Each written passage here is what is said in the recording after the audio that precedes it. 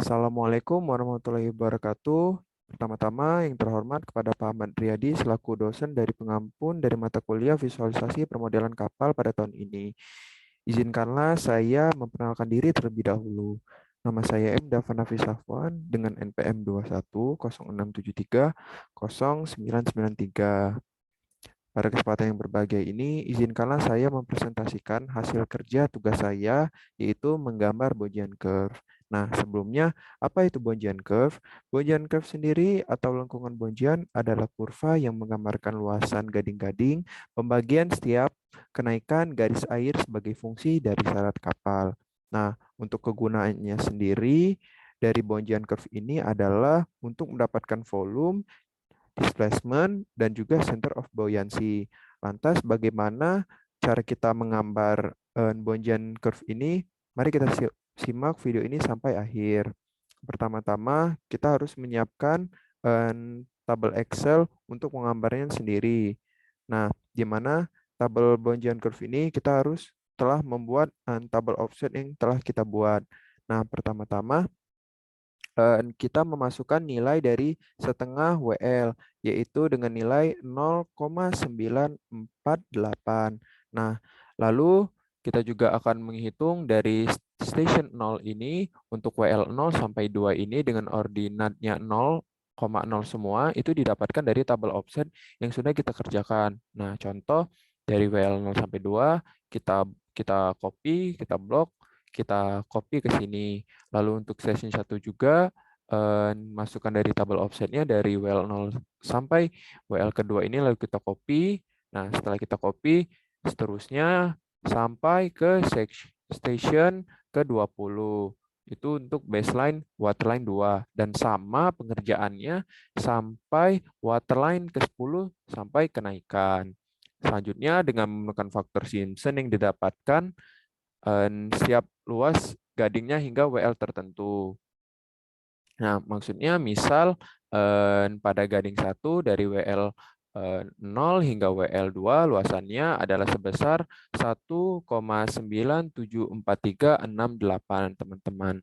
Nah, setelah kita menghitung dari perhitungan di sana, kita akan lanjutkan untuk perhitungan L di sini yaitu antar stationnya. Nah, bagaimana kita mendapatkan nilai ini? Yaitu dengan memasukkan nilai LPP kapal kita. Kalau di sini nilainya 148,21, kita bagikan dengan 20, lalu didapatkan nilai 7,4105. Lalu didapatkanlah tabel seperti ini. Nah, lanjut untuk ke tabel sebelah. Pada tabel ini merupakan luasan dari setiap gading dan setiap waterline dengan skala 1:1, teman-teman. Dan untuk yang tabel ini, itu sebenarnya kita dibebaskan, akan tetapi semakin besar skalanya, akan makin besar jauh jarak antar tempat, dan semakin kecil skala, maka semakin dekat jarak antar tempat tersebut. Maksudnya, itu saat kita memasukkan ke tabel di AutoCAD-nya nanti, teman-teman.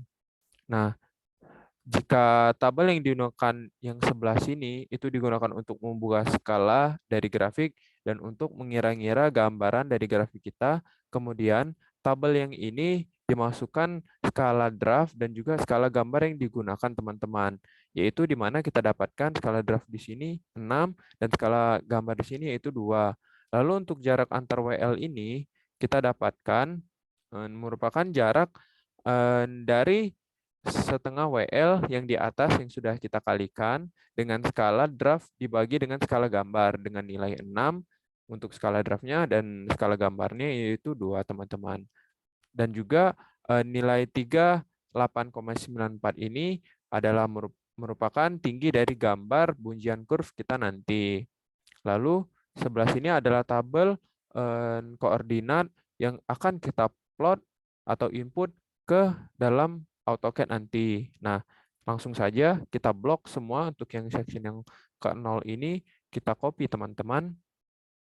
kita masuk ke AutoCAD-nya untuk cara penggambarannya, dan jangan lupa untuk grafik atau kurva YX ini kita harus posisikan berdasarkan section yang kita copy tadi, dan yang kita masukkan tadi yang 0 teman-teman, yang awal, atau di sini AP.